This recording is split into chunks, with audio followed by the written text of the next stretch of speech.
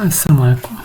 Alors, on a commencé notre mini-projet. On a vu comment insérer un petit graphique en utilisant la librairie GeorgeCS. Bien sûr, il y a pas mal de choses à voir concernant cette librairie, mais on a vu juste le nécessaire pour réaliser cette petite courbe. Donc, on a vu que voilà ça. Donc, on va garder ce code-là pour après. Donc là, on a un petit chart. Bien sûr, là, on a des options. Comment afficher les options concernant le graphique. Alors là, je vais garder ça, donc je vais pas utiliser ce MyChart là, je vais pas utiliser ce Canva ici. Mais pour le moment, on va garder pour l'instant. Donc on va voir. Voilà, donc là je vais, ce qui m'intéresse pour l'instant c'est cette liste là, donc c'est le side, c'est le div side. Donc on va faire ça, donc voilà. Et donc là on va mettre par exemple liste égale document getElementById side et de contexte. Voilà. Donc nous avons obtenu notre élément. Donc je vais cacher ça pour l'instant pour ne pas nous perturber. Voilà. getElementById side. Donc je peux utiliser tout simplement le JavaScript pour dire par exemple liste point create element ou bien innerHTML si vous voulez. innerHTML reçoit et je peux mettre, donc je peux utiliser le backtext et j'utilise juste du HTML, donc c'est un ordre de liste par exemple, et dans chaque élément LI je vais mettre par exemple je ferme le LI.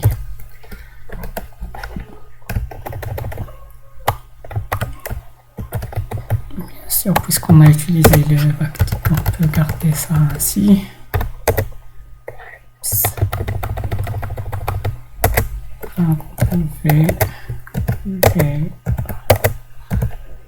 Mais et c'est là l'avantage d'utiliser JavaScript, c'est que on a les boucles en ordre de liste. Voilà. Donc là on va d'abord tester ça. Donc vous allez remarquer. Là, tout simplement, j'ai modifié le contenu dans notre... Voilà, on a vous voyez, donc là, au lieu de faire ça à la main, je peux me dire innerHTML reçoit... Donc, je vais commencer par un let str égale par exemple li. Tout simplement. Donc, j'ai mis ici. Et là, je vais dire for let i égale à 0, point virgule, i est inférieur à 20, si vous voulez, point virgule, plus plus.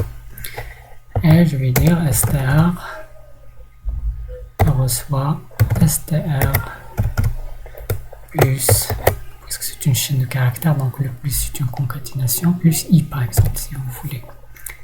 Et bien sûr, n'oubliez pas de fermer à la fin, là, dire que str reçoit str, au lieu de faire ce str reçoit str, je peux dire str plus reçoit, et je ferme ce que j'ai déjà commencé, donc c'est ul. Et n'oubliez pas là, on a oublié, donc il faut ajouter le ça. Donc c'est li plus str plus i plus li. Voilà. Donc j'ai inséré les éléments, donc je peux maintenant dire que ul innerHTML reçoit str tout simplement. Je sauvegarde et j'actualise. Voilà, j'actualise. Et on a 1, 2, 3, 4, 5. Donc on a un petit problème quelque part. Donc on va voir c'est quoi le problème. Donc là c'est pas li mais plutôt ul. Voilà. Je sauvegarde et j'actualise. On a toujours un problème. Un ordre liste, les éléments.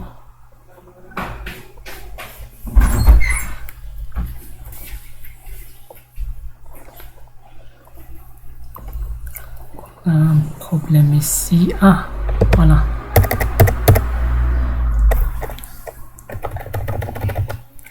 Str plus, voilà. Et voici nos éléments. Donc voilà, nous avons créé une liste, mais le problème c'est que les événements sur ces listes-là ne seront pas actifs tout simplement parce qu'on a juste une chaîne de caractères. Donc normalement, il faut à chaque élément ajouter ici un nom-clic si vous voulez, et etc. Mais on a vu que cette méthode-là, on ne va pas l'utiliser pour l'instant. Donc on va créer les éléments un par un. Donc pour faire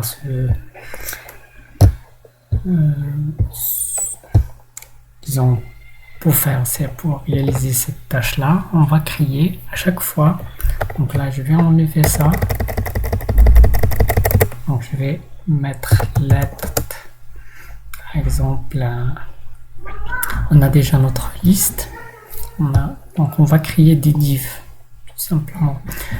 Donc à chaque fois, donc for, je vais créer un élément. Donc let, par exemple, si vous voulez, let enter reçoit document point create element.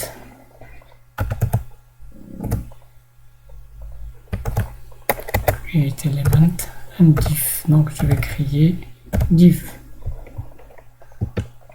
Et je vais créer le contenu de ce div là. Donc let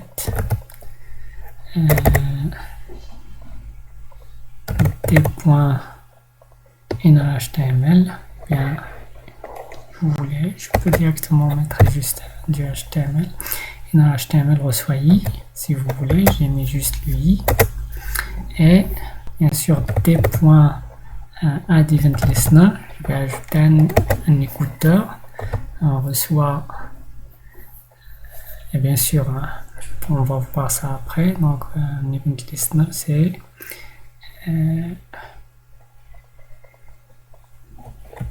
clicked par exemple, div clicked. Donc j'ai affecté ça à mon, et bien sûr là je dois créer mon div clicked. Donc, et j'enlève ça. Donc je vais créer ma fonction div clicked. Function div clicked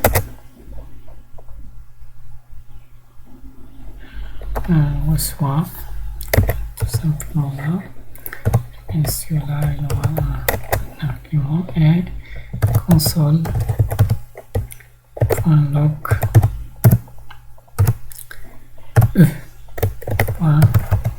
get. Donc j'affiche l'élément cliqué.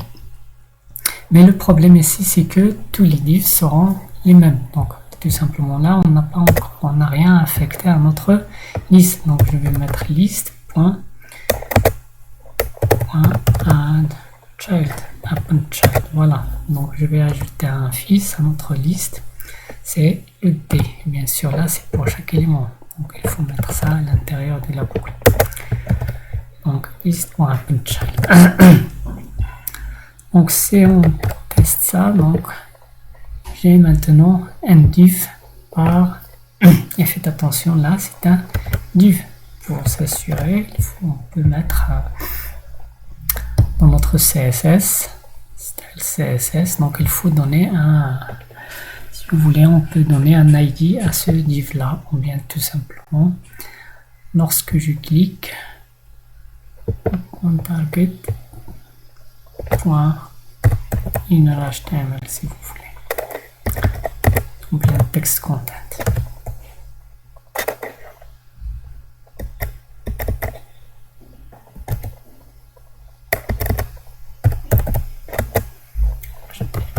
Donc je sauvegarde, je remonte, j'actualise, j'affiche la console, je clique,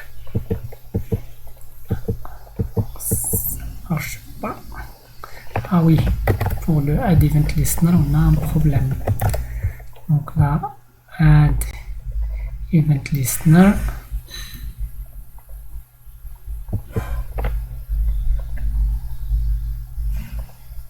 Voilà, donc add event listener, donc il faut donner l'événement, c'est clic, et le callback, et bien sûr la propagation, s'il vous plaît. Donc, j'actualise et je clique. Donc vous voyez, il donne le contenu de l'élément cliqué. Donc le inner HTML, en fait, c'est tout simplement. Voilà, donc reste maintenant à faire un peu de CSS pour afficher ces listes-là. Donc on peut passer et faire un border à chaque élément et un space in between, etc. Une sorte de margin entre les livres, et comme ça on aura, et bien sûr on peut utiliser aussi le hover, parce que si vous avez remarqué ici on a un hover, tout ça c'est du CSS. Donc reste maintenant juste à chercher la liste des villes et l'afficher ici au lieu de ces nombres là, et c'est ce qu'on va voir dans la vidéo prochaine.